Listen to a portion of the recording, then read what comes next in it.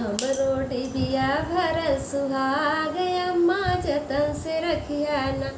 हमरो डिबिया भर सुहाग अम्मा जतन से रखिया ना। ना सुहाग मेरे पापा दिहले ना दिहली मेरी मम्मी।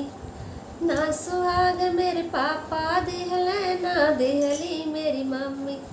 ई तो दिहले तुहार दमाद अम्मा जतन से रखिया ना।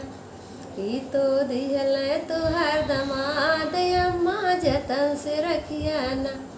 हमरो डिबिया भरल सुहाग चाची जतन से रखिया ना।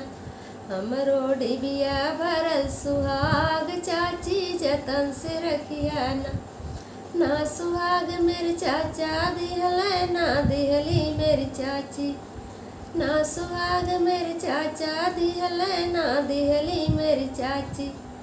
ई तो दिहले तुहार दमाद चाची जतन से रखिया ना।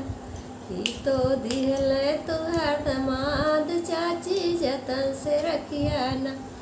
हमरो डिबिया भरल सुहाग भाभी जतन से रखिया ना। हमरो डिबिया भरल सुहाग भाभी जतन से रखिया ना।